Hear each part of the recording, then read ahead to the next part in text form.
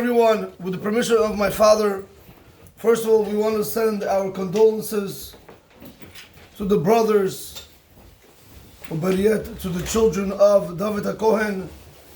As everybody knows, we lost a family friend. He was more like a family than even a friend. On Shabbat at 2 a.m. in the morning, David Yusupov HaKohen left this world, and his children, Artur, Boria, and Rab, are here with us today. The Levaya will take place today in 71st Shul at 11:45. Artur, Boria, and Rab, accept our condolences. Your father was a great man. We lost something big, and not only that, he was a Kohen. He blessed Am Yisrael every single day to come out and to just love every single Jew, and that's what he had. Life passes a person like a fly, like the shadow of a fly. It's just like yesterday you were sitting, and today the person is no longer here. Rabotai, in his honor, in his memory, Le'ilu Nishmat, David HaKohen Yusupov ben Yafa, we want to say a few words of Torah. The previous shiur we spoke about not speaking in shul, not climbing in shul. First of all, I'll give it up to everyone today. Baruch Hashem b'lei hara. Everyone who walked in today was very nice, was very quiet. It was beautiful. Somebody asked me a question: to what extent do we have, when we sit next to people, do we have to stop them from speaking if they're talking in shul, or if they're on their phone, etc., things like that? Rabotai, Masechel Shabbat Daf Nun Daled Amud Bet is not only about this affair. If you're speaking next to a person, I'll ask you a simple question: if you were sitting next to a person who you know kills people, would you sit next to him? No. Rabotai, when a person comes to shul and he decides to be on his phone, or he decides to speak in shul, that's technically what he's doing. He's killing people's dreams, because people come to shul to daven, to request what they need, and their prayers will not be answered if it is because of that person speaking in shul. You know, many years ago, I read a story from Rabbi Victor Miller Zatzal. A father came to him with a sick child. He came to Rabbi Victor Miller and he told Rabbi Victor Miller that his son is not doing well. The doctors gave him a very short time to live. What does he do? Rabbi Victor Miller Zatzal asked him one question: where do you daven? He said, I daven in a certain shul. He said, do they speak over there? He said, yes. He says, that's not a shul where you want to daven. In a shul where they talk, you don't want to daven. Stay at home, daven by yourself, Rabotai. Or find another shul where they don't daven. Find yourself another shul, Rabbi Victor Miller told the father, and then come back to me after. Rabotai, the father changed the place. Mishaneh makom, mishaneh mazal. His son became healthy within a few short weeks. Because Rabotai, it's impossible that we come to shul and we daven to Hashem, and we're supposed to believe our prayers work, but at the end of the day, you see it's not working. Nothing, no prayers are being answered. Why? It's because of the guy or the guys that try to make themselves a corner and try to speak all the shtuyot. That's what Rabotai, do we have an obligation to stop these people? So over here, Masechel Shabbat, not only do you have an obligation, if you don't stop him, the aver is on your head. You got to do it with cleverness. You have to be smart about it.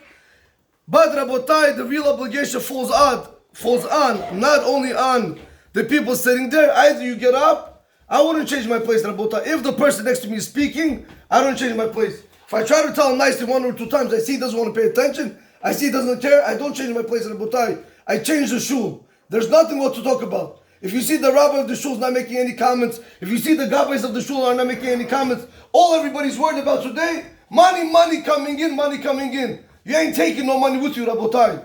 And I'll tell you something. Somebody told me very sad. Right? They asked me, somebody told me, they went to the president of the shul, or even the presidents, or the board members. What do they think? The shul is built for their honor, for their fame? All honor belongs to God. So they came to the president and they told the president, listen, can we please stop the talking in the shul? So you know what the president answered him?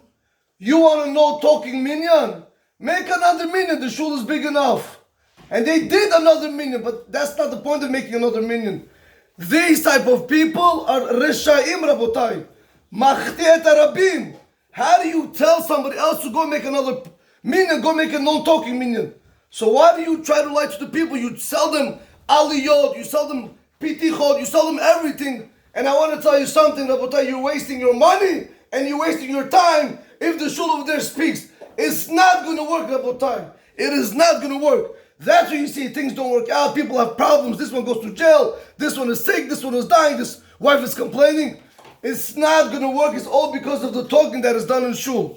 So therefore, Rabotai, to what extent does the rabbi, the president, the gabbai, the board members, whoever has a capability to be able to protest, to what extent do they go? They have to go, Rabotai. But if they don't, look what happens. The Gemara says in Masech Shabbat Daf Nun Dalet Amud Bet, Kol mi she'efshar lemchot la'anshe beito, anybody who's able to protest against his family members, household, v'lo micha, but he doesn't protest, nitpas al anshe beito.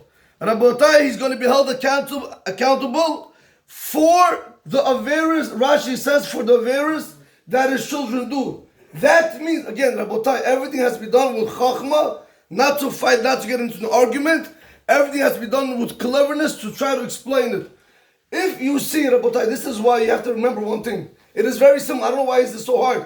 If your wife tells you, I want to go to the beach, you say, I'm not going to the beach. If your wife says, I want to jump off the roof, you're going to go.